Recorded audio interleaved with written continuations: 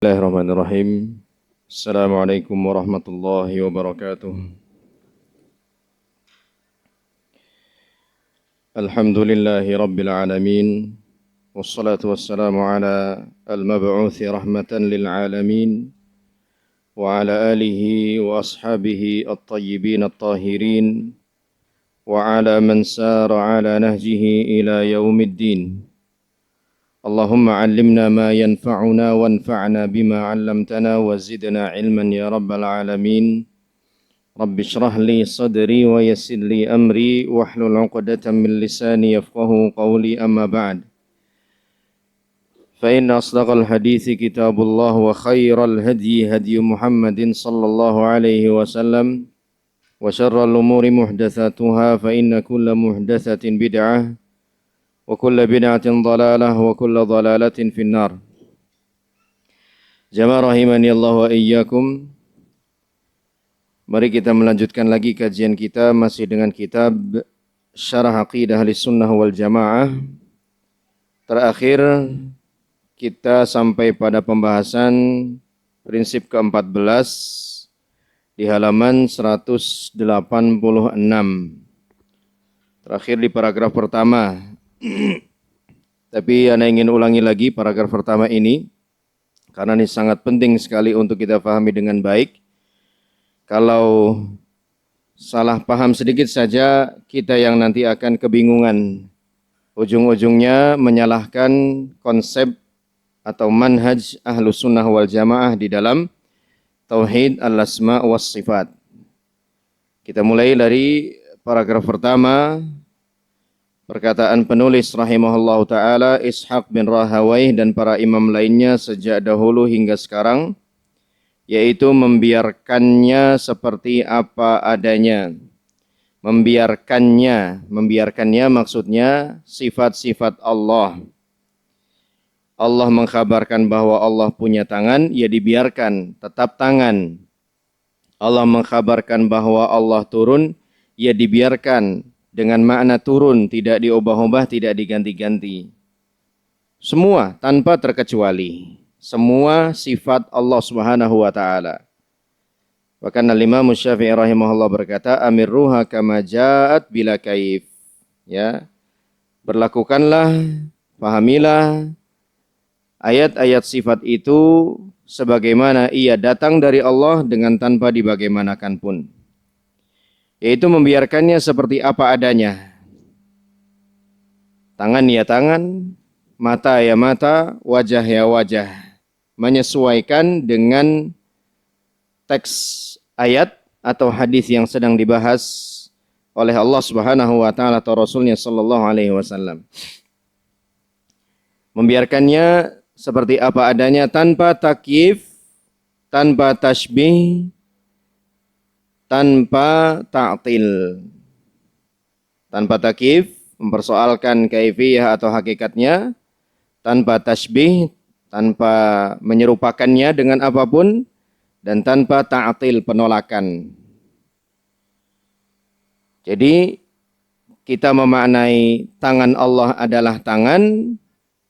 Pertama, tidak boleh kita bagaimanakan tangan itu. Kedua, tidak boleh kita serupakan tangan itu dengan tangan selain Allah Ta'ala. Ketiga, ini yang paling berat, kita tidak boleh menta'til sifat tangan itu, alias menolak. Allah enggak punya tangan. Biasanya seseorang jatuh dalam ta'til, kesalahan yang ketiga, itu karena dia tidak menghindari kesalahan yang pertama atau kesalahan yang kedua. Ketika dia dengar atau baca firman Allah bahwa Allah punya tangan, langsung difahaminya, wah kalau kita yakini Allah punya tangan, berarti Allah serupa dengan makhluk dan itu enggak boleh. Oh berarti tangan di sini maknanya bukan tangan. Bukan tangan. Itu menolak atau menerima berarti? Menolak. Itu namanya ta'til. Dan setiap makna zahir yang terlintas pada benak orang yang menganut faham musyabbihah, maka makna tersebut sangat jauh dari Allah Ta'ala. Pertama, kita memahami seluruh ayat-ayat sifat secara zahirnya terlebih dahulu. Itu poin satu. Pahami seluruh dalil-dalil sifat secara zahirnya. Itu poin pertama. Poin keduanya, apa sih yang dimaksud dengan zahir sebuah ayat atau zahir sebuah hadis? Yang dimaksud dengan zahir, makna zahir sebuah ayat atau makna zahir sebuah hadis adalah makna yang langsung tertangkap oleh benak kita saat kita mendengar atau membaca redaksi ayat atau hadis itu. Tapi kalau yang tertangkap oleh benak kita ada unsur tasbihnya, maka bukan itu makna zahir yang dimaksud. Misalnya, ketika membaca firman Allah Subhanahu wa taala, bal yadahu mabsutatan, kedua tangan Allah terbentang. Apa sih yang langsung terlintas di benak kita dengan kata tangan? Pertama, apakah tangan yang selama ini yang kita ketahui itu tangan? Ataukah tangan dalam makna yang lain? Kekuatan, kekuasaan, dan lain sebagainya. Yang pertama kali terlintas di benak kita, tangan ya tangan. Tapi kalau sudah mulai kecampuran unsur tasbih, tangan Allah kira-kira begini, berarti itu bukan zahir yang dimaksud. Atau sudah kecampuran unsur takyif, tangan Allah dimulai dari jari, lanjut ke punggung tangan, lanjut ke pergelangan tangan, lanjut ke sikut, lanjut ke pangkal lengan, bukan itu. Itu sudah takyif berarti. Jadi makna yang terbetik di benak kita pertama kali itu yang disebut dengan al-ma'na zahir. Itu dulu yang diambil. Jangan keburu beralih ke makna yang lain, yang kedua, ketiga, keempat, dan seterusnya. Ya. Tapi makna yang zahir itu harus benar-benar steril dari unsur tasbih, dari unsur takyif. Kalau udah kecampuran, bukan itu berarti makna zahir. Ya. Nah, poin ketiganya, sebagian orang-orang yang tidak memahami ayat-ayat sifat dengan manhaj semacam ini atau konsep seperti ini, itu mengiranya bahwa ketika kita mengajarkan untuk memahami setiap ayat sifat dan hadis-hadis sifat sesuai dengan makna zahirnya, dikiranya kita sedang mengajak kaum muslimin untuk memahami ayat dengan begitu kakunya, dengan begitu tekstualnya. Tidak sama sekali. Makna zahir itu bisa berubah-ubah. Pertama, berdasarkan redaksi ayat atau hadis. Kedua, berdasarkan idhofah, penisbatan kepada kata setelahnya. Penisbatan kepada kata setelahnya. Ketiga, berdasarkan susunan kata itu sendiri dalam sebuah kalimat. Ya. Jadi sama-sama kata tikus itu bisa berbeda, berubah makna. Ya. Di rumah ada tikus. Apa yang langsung terlintas di benak kita? Seekor hewan, ya, pengerat yang merusak, menjijikkan dan lain sebagainya. Di gedung sana banyak tikus berdasi. Beda lagi yang muncul di benak kita, ya. Itu tetap makna zahir. Yang pertama tadi juga disebut makna zahir, ya. Nah, ini yang disalahpahami oleh saudara-saudara kita yang belum menganut manhaj Ahlus Sunnah wal Jamaah di dalam memahami sifat-sifat Allah Subhanahu wa taala. Jadi kalau memahami ayat sifat atau hadis sifat sesuai dengan zahirnya, kemudian tercampuri unsur tasbih atau tercampuri unsur takyif, bukan itu makna zahir yang dimaksud. Makna zahir yang dimaksud harus steril, terbebas dari dua unsur tersebut, tasbih dan takyif. Kenapa? Karena Allah Subhanahu wa taala berfirman, laisa kamitslihi syai'. Tidak ada satupun yang serupa dengannya, dengan Allah. Dalam ayat ini berarti Allah Subhanahu wa taala sedang menafikan apa? Tasbih. Allah bilang laisa, tidak ada. Tidak, kata tidak itu penetapan atau penafian? Penafian. Allah menafikan adanya unsur tasbih, menafikan adanya unsur tamsil. Tamsil sama tasbih sama, penyerupaan. Walaupun sebagian ulama membedakan, kalau tamsil itu menyerupakan dua hal di seluruh sisinya. Itu tamsil. Menyerupakan dua hal yang berbeda di keseluruhan sisinya. Itu disebut dengan tamsil. Tasbih itu menyerupakan dua hal yang berlainan di sebagian sisinya saja. Dan Allah Subhanahu wa taala dalam ayat menafikan tamsil. Ya. Tapi sebagian ulama yang lain, oh tidak beda. Tasbih ya tamsil itu juga. Dua-duanya sama-sama merupakan sikap menyamakan Allah dengan selainnya. Ini mengapa kita tidak boleh ada tasbih atau tamsil di dalam memaknai sifat-sifat Allah Subhanahu wa taala. Adapun mengapa kita tidak boleh memaknai sifat Allah dengan adanya unsur takyif. Takyif membagaimanakan, atau di sini beliau terangkan mempersoalkan kaifiyahnya, hakikatnya. Kenapa? Karena Allah Subhanahu wa taala tidak pernah menginformasikan kepada kita bagaimana sifat-sifat itu. Bagaimana hakikat sifat-sifat itu. Tangannya Allah bagaimana? Enggak pernah Allah kasih tahu ke kita. Matanya Allah bagaimana? Enggak pernah Allah kasih tahu kita. Matanya Allah, turunnya Allah ke langit dunia, istiwanya Allah di atas arsy, bagaimananya tidak pernah Allah kasih tahu. Sementara Allah bilang wala taqfu ma laisa laka bihi ilmun. Jangan kamu ikuti suatu hal yang kamu tidak punya ilmu tentangnya. Nah, berkenaan dengan kaifiyah, bagaimana hakikatnya sifat Allah Subhanahu wa taala, kita punya ilmu apa enggak punya ilmu? Enggak punya ilmu, sama sekali enggak punya ilmu. Kok iya bisa dipastikan enggak punya ilmu? Ya jelas Allah enggak kasih tahu kita kok. Masa kita mau maksa cari sana cari sini mengetahui tangannya Allah begini, turunnya Allah begini, istiwanya Allah begitu? Enggak bisa. Itu memaksakan diri. Allah tidak pernah kasih tahu, kita sok paling tahu, ya. Wong kita aja kalau sama-sama kita lah manusia begitu. Ya, kita tanya sama teman kita, coba kamu deskripsikan bagaimana rumah saya di Jakarta misalnya. Oh, rumah kamu berlantai 2. Kemudian ada halamannya kecil, ada kolam ikannya. Kamu tahu dari mana? Saya kan nggak pernah kasih tahu. Ya kira-kira begitulah yang namanya rumah, ya. Kita bilang, saya nggak punya rumah, ya. Tahu dari mana kamu? Saya di sini aja masih ngontrak, ya.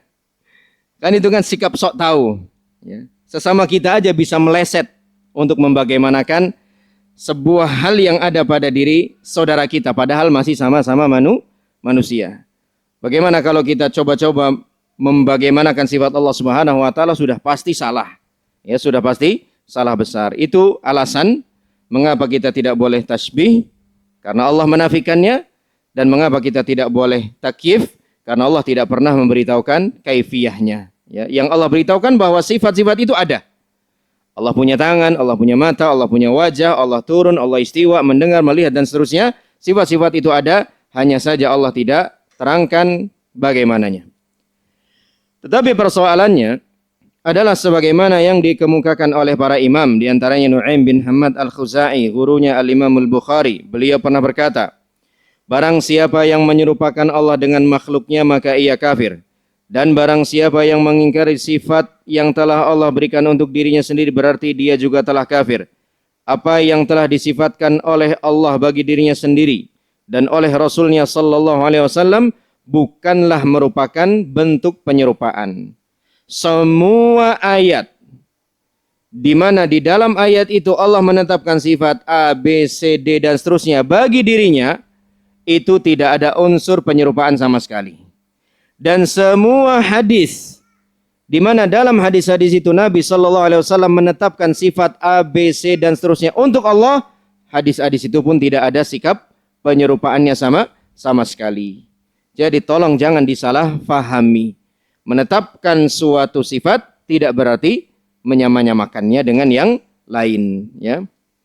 Kamu punya wajah, punya.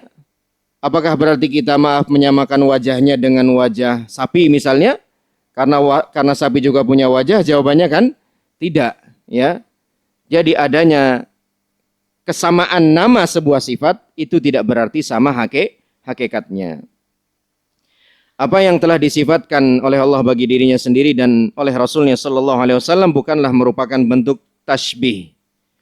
Barang siapa yang menetapkan bagi Allah Azza wa Jal setiap apa yang disebutkan pada ayat-ayat Al-Quranul Karim yang jelas dan hadis-hadis yang sahih dengan pengertian yang sesuai dengan kebesaran Allah serta menafikan segala kekurangan darinya, berarti dia telah menempuh jalan hidayah. Ini konsep yang benar dalam menetapkan sifat Allah. Tetapkan sifat-sifat Allah yang ada di dalam ayat-ayat tadi. Imani, yakini bahwa memang sifat-sifat itu ada. Begitu juga dalam hadis-hadis Nabi Sallallahu Alaihi Wasallam dengan cara seperti ini. Satu, apa kata beliau? Kata Imam Nu'aim bin Hamad, dengan pengertian yang sesuai dengan keagungan Allah. Tangannya Allah ya sesuai dengan keagungan Allah.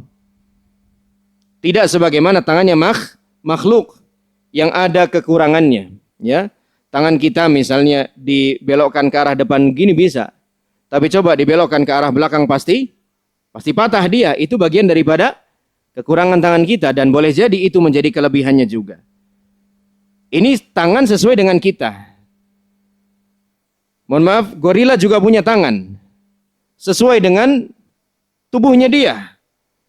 Di mana porsi tangannya lebih besar daripada kakinya kita tahu. Masing-masing tangan itu akan menyesuaikan pemiliknya sendiri-sendiri. Ya, manusia punya tangan yang sesuai dengan dirinya. Ya, primata juga punya tangan yang sesuai dengan fisik mereka. Dan seterusnya. Kalau kita bisa meyakini masing-masing dari makhluk ini punya tangan yang sesuai dengan maslahatnya masing-masing, masa kita tidak bisa meyakini Allah punya tangan padahal Allah sendiri yang memfirmankannya? Apakah kita lebih tahu daripada Allah dibandingkan Allah sendiri? Kan jawabannya enggak. Yang lebih tahu tentang diri Allah, ya tentu Allah sendiri. Allah bilang punya tangan, kok kita bilang enggak punya tangan? Siapa kita? Kok bisa-bisanya menafikan apa yang Allah tetapkan? Ini pertama, sesuai dengan keagungan kebesaran Allah Subhanahu wa taala. Dua, menafikan segala unsur kekurangan darinya. Misalnya ketika membaca hadis bahwa kedua tangan Allah semuanya apa? Kanan. Kedua tangan Allah semuanya kanan. Kalau kita langsung bayangkan kanan semua itu seperti yang ada pada diri kita, jadi sempurna atau jadi cacat? Jadi cacat. Mohon maaf kan begini jadinya kan. Madepnya ke sana semua. Ya, ini kalau di kita. Tapi kalau Allah Subhanahu wa taala jangan bayangkan sama kayak kita. Begitu ada unsur kekurangannya, yakini bukan itu berarti tangan Allah Subhanahu wa taala. Jadi tetapkan sesuai dengan keagungan Allah Subhanahu wa taala dan tetapkan dengan menafikan segala unsur kekurangan. Menafikan segala unsur kekurangan. Termasuk juga sifat-sifat yang lainnya. Sifat rahmah misalnya. Sifat rahmah yang dinafikan oleh orang-orang Asy'ariyah. Kata mereka, sifat rahmah ini identik dengan kelemahan, ketidakberdayaan sifat kasih sayang ini. Ya. Di mana ketika seorang bapak atau ibu misalnya tidak menegur anaknya yang salah, tidak menghukum anaknya yang salah. Karena apa? Terlalu sayang sama ini anak. Kan ada sebagian orang tua yang kayak begitu. Ya. Pokoknya anaknya itu nggak boleh disalahkan. Ya. Maksum anaknya itu, ya. Anaknya maksum, ya. Seolah-olah ini karena apa? Kelewat sayang. Nah, ini rahmah yang seperti ini bagus apa jelek? Jelek, negatif. Tapi rahmatnya Allah Subhanahu wa taala tidak demikian. sama sekali tidak identik dengan kelemahan. Ya, Allah Subhanahu wa taala akan merahmati siapa yang berhak dirahmati dan Allah akan menghukum siapa yang berhak dihukum. Begitu juga sifat turunnya Allah Subhanahu wa taala. Tidak berarti ada sesuatu yang jadi ada di atasnya Allah Subhanahu wa taala. Kalau dibayangin begitu, kalau Allah turun berarti ada sesuatu yang jadi di atasnya Allah. Kita nih turun nanti pas pulang nih, turun tangga. Jadi ada sesuatu yang lebih tinggi dari kita enggak? Ada ya, bangunan ini, lantai ini lebih tinggi dari kita. Itu turunnya kita, bukan turunnya Allah Subhanahu wa taala. Jangan pakai konsep sifat kita pada sifatnya Allah Subhanahu wa taala, sifat apapun itu. Ya, entah sifat dzatiyah, entah sifat fi'liyah. Ya, tetapkan sesuai dengan keagungan Allah, tetapkan dengan meniadakan seluruh unsur-unsur kekurangan pada sifat-sifat tersebut. Kalau sudah melakukan hal semacam itu, kata beliau, berarti dia telah menempuh jalan hidayah, berarti sudah benar cara dia memahami sifat Allah Subhanahu wa taala. Allah berfirman, Ar-Rahmanu 'alal 'arsy istawa. Allah yang Maha Rahman beristiwa di atas 'arsy. Ketika Imam Malik rahimahullah taala ditanya tentang istiwanya Allah, beliau menjawab, al-istiwa'u ghairu majhul wal kaifu ghairu ma'qul wal imanu bihi wajib was su'alu anhu bid'ah wa ma araka illa dhallan. Ada seorang yang tiba-tiba bertanya kepada Imam Malik, kaifastawa? Kaifa. Tadi kaifiyah tadi, takyif tadi dari kata apa? Kaifa. Artinya bagaimana? Bagaimana Allah beristiwa? Dalam lengkap kisah riwayat ini, Imam Malik rahimahullah ta'ala terdiam cukup lama dan berkucuran keringat. Karena merasa begitu beratnya pertanyaan ini. Belum pernah ditanyakan hal semacam ini sebelumnya sama sekali. Tidak oleh para sahabat, tidak oleh para tabi'in. Kok ada sekarang orang yang bertanya begitu? Begitu mulai bisa menguasai diri beliau, beliau memberikan jawaban ini. Al-istiwa ghairu majhul. Yang namanya istiwa Allah itu tidaklah majhul. Tidak majhul berarti maklum berarti difahami, diketahui maknanya. Maksudnya maknanya, bukan kaifiyahnya. Ya. Di mana istawa dalam bahasa Arab berarti ala wartafa'a. Meninggi dan ke atas. Ya, itu makna istawa yastawi dalam bahasa Arab. Bukan jalasa, duduk. Ya, bukan jalasa, duduk sebagaimana yang disalahfahami oleh sebagian orang yang mengingkari sifat istiwa ini. Wal kaifu majhul. Dan kaifiyahnya, bagaimananya hakikatnya, majhul, tidak diketahui, tidak dapat dicapai oleh nalar kita. Maknanya diketahui, bagaimananya tidak diketahui. Wal imanu bihi wajibun. Mengimani istiwa, hukumnya wajib. Wasu'alu anhu bid'ah. Dan bertanya tentangnya adalah kebid'ahan, tidak pernah dilakukan oleh Rasulullah dan para sahabat. Kemudian Imam Malik menutup jawabannya ini dengan berkata, wa ma araka illa dhallan, aku tidak melihatmu kecuali sebagai orang yang tersesat. Ya, ada orang-orang yang imannya jauh lebih baik daripada kamu, tapi mereka enggak bertanya seperti pertanyaanmu ini. Itu para sahabat. Ada orang-orang yang imannya, semangatnya dalam beragama jauh lebih hebat daripada kamu. Tapi mereka enggak pernah bertanya seperti yang kamu tanyakan ini. Kalau enggak sesat namanya apa? Ya. Kalau dia bilang saya kan cuma pengen tahu, saya kan semangat belajar. Ada orang yang lebih semangat belajar daripada kamu. Yaitu para sahabat tadi, tapi mereka enggak pernah tanya kayak begini. Berarti memang hal-hal semacam ini bukanlah hal yang menjadi bagian daripada agama, karena tidak pernah ditanyakan oleh sahabat. Nabi juga tidak pernah menyampaikan pertanyaan seperti ini, memancing sahabat untuk bertanya begini pun tidak pernah. Kemudian Imam Malik memerintahkan orang atau murid-muridnya untuk mengeluarkan orang tersebut dari majelisnya, ya.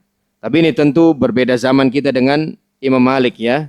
Zaman Imam Malik masih belum jauh dari zaman kenabian, ya. Kalau ada orang sekarang tanya begini, ya jangan langsung diusir juga. Ya, beneran dia itu awam, beneran belum tahu. Ya, saya baca ada hadis katanya Allah turun ke langit dunia. Itu turunnya gimana ya Mas ya? Jangan langsung saya melihat kamu adalah orang yang sesat, tolong usir orang ini dari sini. Jangan gitu. Dia beneran nggak tahu. Ya, dijelaskan aja bagaimananya itu kita nggak tahu karena Allah nggak pernah kasih tahu. Ya, apa yang harus kita lakukan? Ya mengimani bahwa Allah turun tanpa membagaimanakan, tanpa menyerupakan. Imam Abu Hanifah rahimahullah berkata, "Man ankara annallaha azza wa jalla fis sama faqad kafar." Barang siapa yang mengingkari, benar-benar mengingkari, bukan karena syubhat yang masih ada di kepalanya, bukan karena salah dalam memahami ayat-ayat sifat, benar-benar murni mengingkari, ya, sebagaimana misalnya orang-orang Nasara mengingkari atau orang Yahudi mengingkari kenabian Nabi Muhammad SAW, maka hukumnya apa? Maka hukumnya dia telah kafir. Ya, jadi tidak semua orang yang mengingkari otomatis langsung kafir. Karena apa dulu? Kalau karena syubhat yang masih menggelayut di kepalanya, ya tentu tidak dikafirkan. Kalau karena kesalahpahaman dia di dalam memahami ayat atau hadis, tentu tidak dikafirkan. Kalau karena kebodohannya, ketidaktahuannya, tentu tidak dikafirkan. Kalau karena emosinya yang tidak bisa dia kontrol, juga tentu tidak dikafirkan. Ya, ini kita sudah bahas dulu tentang seorang bapak yang sebelum wafatnya berwasiat kepada anak-anaknya untuk ngapain? Bakar jasad bapak kalau nanti bapak mati. Kemudian bapak itu pun menjelaskan kenapa demikian. La in qadarallahu alayya, kalau Allah berkuasa untuk menghidupkanku lagi. Berarti dalam diri si bapak ini ada sifat pengingkaran terhadap sifat kemahakuasaan Allah. Tapi itu terjadi gara-gara ketidaktahuan si bapak ini. La in qadarallahu alayya la yu'adzibanni azaban ma'azzaba bihi minal alamin. Ya. Kalau Allah mampu untuk menghidupkan bapak lagi, Allah pasti akan mengazab bapak dengan azab yang tidak pernah diberikan kepada siapapun daripada seorang hambanya. Nah, yang menjadi poin daripada sini adalah si bapak ini mengingkari bahwa Allah itu mampu untuk menghidupkannya lagi. Dia perintahkan anaknya untuk membakar jasadnya. Begitu sudah jadi abu, suruh ditebarkan di laut. Dikiranya Allah tidak mampu.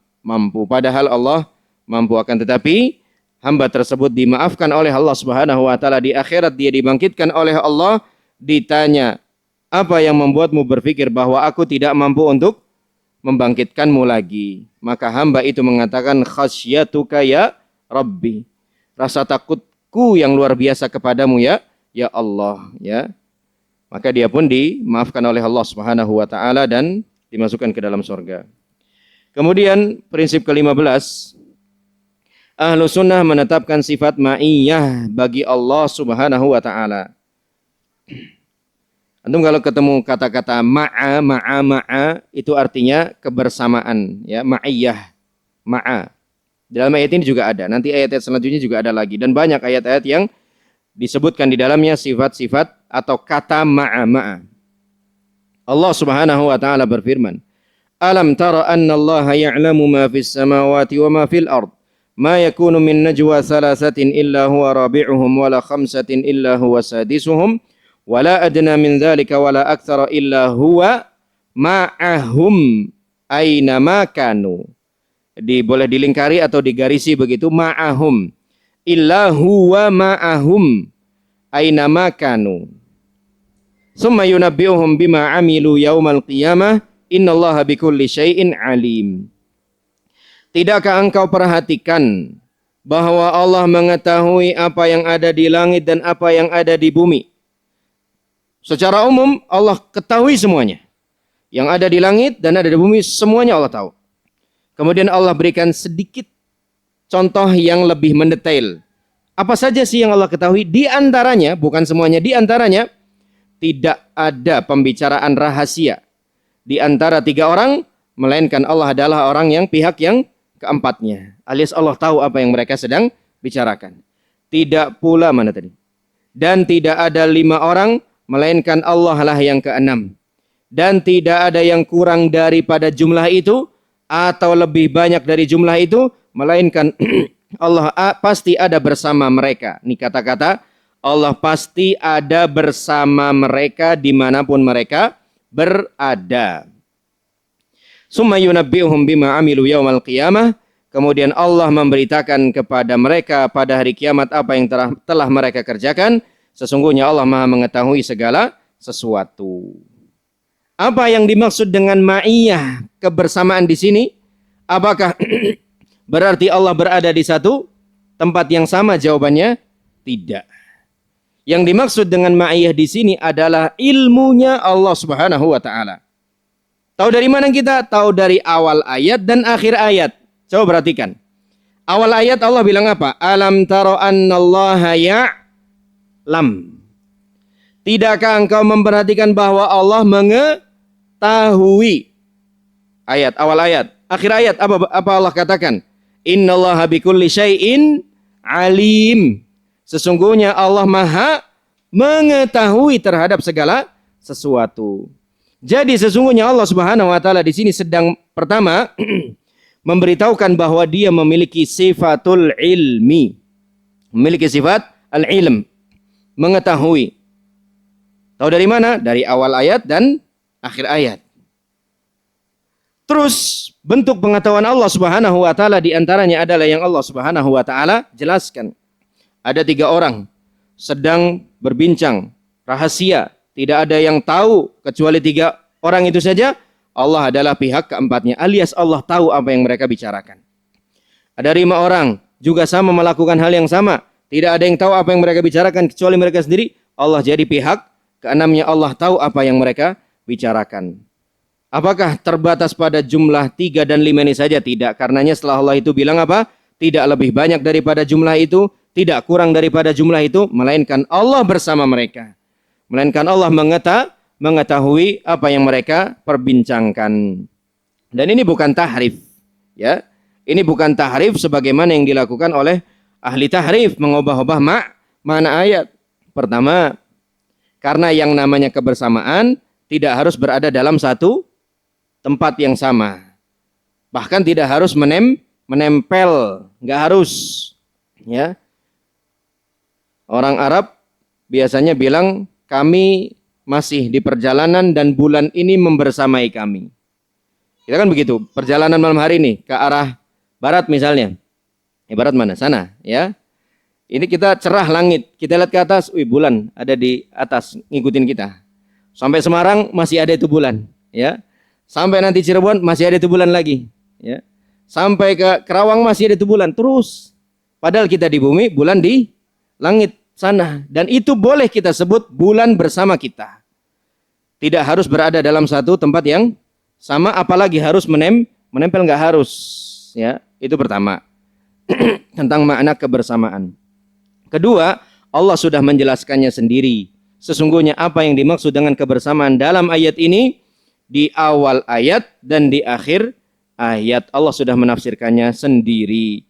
Allah sedang berbicara tentang sifat ilmunya yang meliputi segala sesuatu, bahkan dalam perbincangan 3 orang yang sangat-sangat rahasia, Allah tahu. Ya, Allah Subhanahu wa taala tahu apa yang mereka perbincangkan.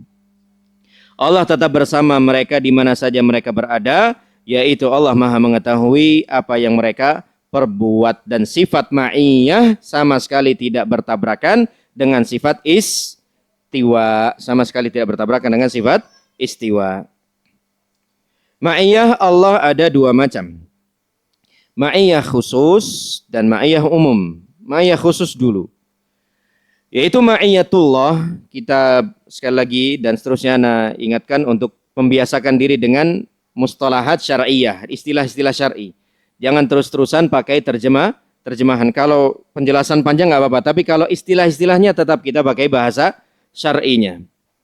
Yaitu ma'iyatullah, kebersamaan Allah, artinya dengan sebagian makhluknya, tidak semua, sebagian makhluknya, yang kita tidak tahu tentang kaifiatnya kecuali Allah.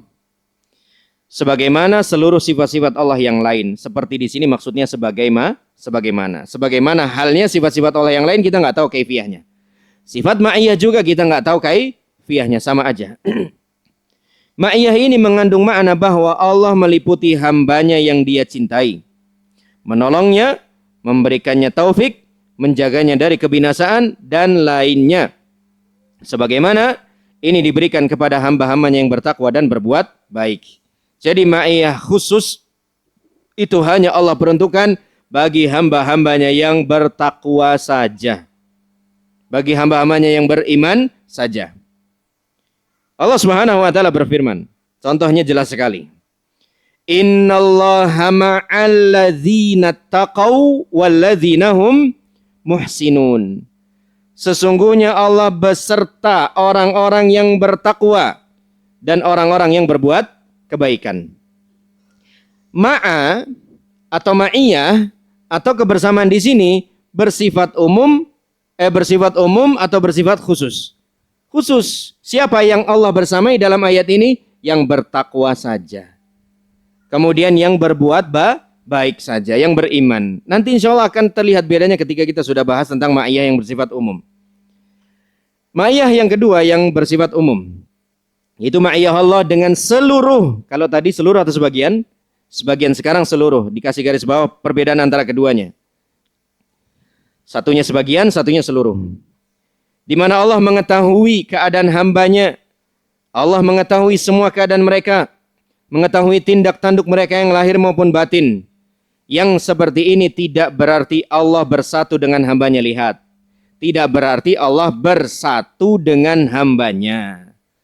Tidak sebagaimana yang diyakini oleh orang-orang yang menganut akidah wahdatul wujud. Ya, bersatunya Allah dengan hamba. Di bahasa Jawa ada kayaknya ya. Apa namanya? Manunggaling itu ya. Itu bersatu. Enggak. Bersama enggak harus bersatu. Ya. Tidak bersatu dengan hambanya. Karena Allah tidak dapat dikiaskan, disama-samakan dengan hambanya. Dan tingginya Allah Ta'ala di atas makhluknya tidak menafikan, tidak bertentangan dengan sifat kebersamaan Allah dengan hambanya. Ini yang tadi Anda sampaikan di awal, bahwa ma'iyah tidak tabrakan dengan istiwa. Berbeda dengan makhluknya, karena keberadaan makhluk di satu tempat, pasti dia tidak tahu tempat atau arah yang lainnya. Allah Subhanahu wa taala tidak sama dengan sesuatu apapun karena kesempurnaan ilmu dan kekuasaannya. Jadi perbedaan antara keduanya, khusus itu bagi hambanya yang beriman saja, umum itu bagi seluruh hambanya. Enaknya sebenarnya bahas yang umum dulu baru yang khusus. Ya. Umum, ma'iyah Allah yang bersifat umum itu berarti Allah mengetahui seluruh tindak tanduk mereka. Gerak-gerik mereka tanpa terkecuali. Baik yang mukmin maupun yang kafir. Semuanya ketahuan sama Allah. Allah meliputi mereka, Allah menguasai mereka semua. Ini tanpa terkecuali. Baru kita bahas ma'iyah yang bersifat khusus. Apa yang dimaksud dengan ma'iyah yang bersifat khusus? Ma'iyah yang bersifat khusus maknanya adalah ma'iyah umum ditambah kata Syekh Utsaimin at-ta'yid wan nasr. Adanya pertolongan dari Allah Subhanahu wa taala dan peneguhan hati dari Allah Subhanahu wa taala. Pertolongan Allah cuman Allah berikan bagi orang yang bertakwa. Ya, keteguhan hati yang Allah berikan cuma diberikan kepada orang yang bertakwa juga. Jadi, kalau kita ingin simpulkan, berarti ma'iyah Allah, kedua ma'iyah Allah, baik yang umum maupun yang khusus, itu terjadi pada seorang hamba yang mukmin. Baik ma'iyah Allah yang umum, Allah tahu semua gerak-gerik dia, baik ma'iyah yang bersifat khusus, Allah akan menolong dia juga. Ya, jadi pada diri seorang mukmin itu terkumpul dua ma'iyah Allah. Ma'iyah umum dan ma'iyah khusus. Adapun hamba-hamba Allah yang tidak beriman, maka pada dirinya hanya terjadi ma'iyah Allah yang bersifat umum saja. Allah mengetahui dia, Allah menguasai dia dan seterusnya. Ya, jadi itu perbedaan antara keduanya. Sedikit lagi saja. Huwallazi khalaqas samawati wal arda fi sittati ayyamin tsumma stawa 'alal 'arsy ya'lamu ma yaliju fil ardi wa ma yakhruju minha wa ma yanzilu minas sama'i wa ma ya'ruju fiha wa huwa ma'akum aina ma kuntum wallahu bima ta'maluna basir. Ini adalah ayat yang menunjukkan ma'iyah Allah yang bersifat umum. Ya. Karena Allah Subhanahu wa taala sedang menceritakan bahwa Allah menciptakan langit dan bumi dalam 6 hari, kemudian istiwa di atas arsy, Allah mengetahui apa yang masuk ke dalam bumi, apa saja yang keluar dari bumi, apa yang turun dari langit, apa yang naik ke atas langit. Allah bersama kalian dimanapun kalian berada, dan Allah maha melihat apa yang kalian kerjakan. Ini ma'iyah yang bersifat umum. Coba ada satu ayat lagi. Kira-kira umum atau khusus? Ya, Allah Subhanahu wa taala berfirman, dan ini insyaallah antum semua sudah hafal, innallaha ma'as sabirin. Sesungguhnya Allah bersama orang-orang yang sabar. Umum atau khusus? Khusus, alhamdulillah. Paham berarti ya. Gampang kan? Mana yang umum, mana yang khusus. Khusus itu hanya bagi orang-orang mukmin dan bertakwa saja. Firman Allah Subhanahu wa taala, la tahzan innallaha ma'ana. Janganlah bersedih, sesungguhnya Allah bersama kita. Umum atau khusus? Khusus juga. Ini hanya diperuntukkan bagi orang-orang mukmin saja. Orang kafir nggak bisa antum gituin. Dia kehilangan bapaknya, la tahzan innallaha ma'ana, nggak bisa. Ya, Allah nggak akan bersama dia dalam makna yang khusus ini. Ya, Allah nggak akan menguatkan hatinya, menolongnya, nggak akan. Ya, ini adalah keistimewaan perlakuan dari Allah buat hamba-hambanya yang beriman saja. Nah, nanti antum bisa ketemu ayat-ayat tentang ma'iyah, langsung coba difahami ini untuk seluruh hamba atau sebagian hamba. Wallahu alam bissawab. Sampai di sini kajian kita, insyaallah kita teruskan pada pertemuan yang akan datang. Hadanallahu wa iyyakum ajmain. Subhanakallahumma bihamdika asyhadu an la ilaha illa anta astaghfiruka wa atubu ilaik. Billahi taufiq wal hidayah. Assalamualaikum warahmatullahi wabarakatuh.